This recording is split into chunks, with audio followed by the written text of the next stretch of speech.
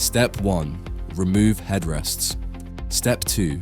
Use a screwdriver or key to press the small release hole next to the headrest stalk while pressing the larger height adjust button. This will release the headrest. Step 3. Pull the toggle at the top of the seat to fold the backrest forward. This creates space so you can fully remove the headrest. Step 4. Place the cover over the seat at the top corners. Step 5. Tuck all the plastic housing into the holes. Step 6.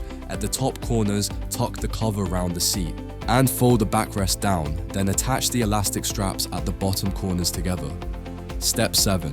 Undo the zip and move the cover behind the seatbelt, then redo the zip behind the seatbelt.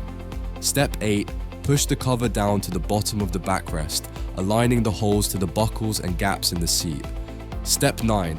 Pull the base of the cover over the front corners of the seat base. Step 10. Push the seatbelt buckles through the holes in the cover. Step 11. Use the toggle to lift the seat base up. At the side and back of the base cover, connect the elastic straps with clips together under the seat. Step 12.